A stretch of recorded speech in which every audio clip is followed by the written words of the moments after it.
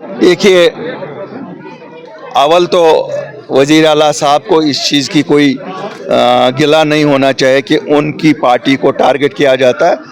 Target तो चूंकि वो सरकार में है और सरकार में आने के लिए उन्होंने कुछ वादे किए थे और उन वादों पे अगर उन्होंने अमल किया होता तो मुझे लगता है हम उस जमात से ताल्लुक़ रखते हैं, हम तो उम्मीदवार तक खड़ा नहीं करते अगर उन्होंने अपने मैनिफेस्टो पे अमल किया होता। तो इसलिए ये कोई ज़ाती जंग तो है नहीं। अगर आप ज़ाती जंग की बात करेंगे तो मुझे नहीं लगता है इलेक्शन कोई ज़ाती जंग होती है। हम उनके प्रोग्राम्स और पॉलिसीज़ की तनकीद करते हैं और जब तक वो लोगों के वादे पूरे नहीं करते तब तक करते ही रहेंगे। अल्ताफ साहब, अगर उल्लाह की गैर मौजूदगी में क्या लगता है क्या फायदा हो सकता? मैंने कहा ना, अगर कोई नेशनल कॉन्फ्रेंस में है तो नतीजा, अगर कल नेशनल कॉन्फ्रेंस जीतती है तो नेशनल कॉन्फ्रेंस के सभी लीडरों का सहरा है, नेशनल कॉन्फ्रेंस हार जाती है तो सभी लोगों की हार है। जब कोई भी साहिब किसी जमात में नहीं है तब कहा जा सकता है कि उससे कोई फ़र्क पड़ा या नहीं पड़ा।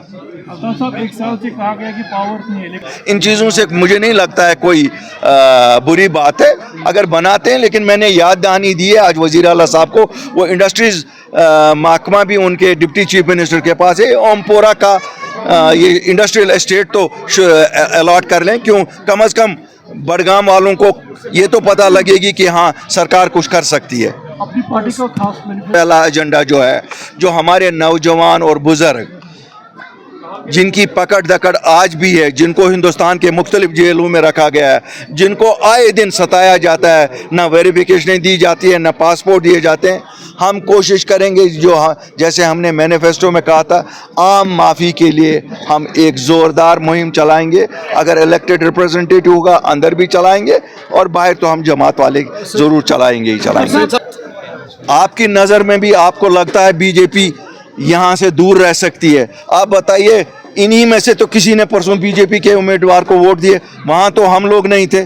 और जहाँ तक बात सच है, वो उमर साहब की बात सच है, सभी जमातें यहाँ जितनी भी जमातें उनको लगता है, वो सभी जमातें, चाहे पीडीपी है, चाहे नेशनल कॉन्फ्रेंस है, चाहे बाकी जमातें, ये तो सभी कहीं ना कहीं बीजेपी के साथ ही रहे हैं। तो इसमें उनको क्यों शर्म आती है कहने में?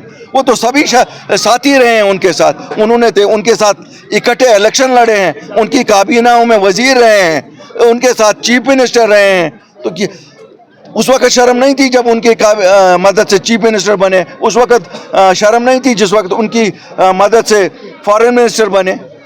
ये कहे ना, हम सभी दिल्ली के हैं। बैठाया था, ये बोलो ना, ये बताओ ना, उनसे पहले पूछो साथ किसने बिठाया था? उनको साथ भी दिल्ली वाले ही बिठाते हैं, अलग भी दिल्ली वाले ही करते हैं, क्यों? ये सब दिल्ली के आइमा पे चलते हैं यहाँ। देखिए, आपकी बात बड़ी सही है, इन्होंने बीजेपी को शेर बनाया है। शेर आया, शेर आया, शेर आया। मैं जम्मू कश्मीर के, खासकर कश्मीर के आवाम को कहता हूँ, 100 जन्म भी बीजेपी लेगी, कश्मीर में उनका वजूद कभी नहीं आएगा। 100 जन्म भी लेगी, लेकिन शेर तो है ना। अगर ये हमको शेर से नहीं डराएंगे तो फिर किससे डराएंगे? शुक्रिया।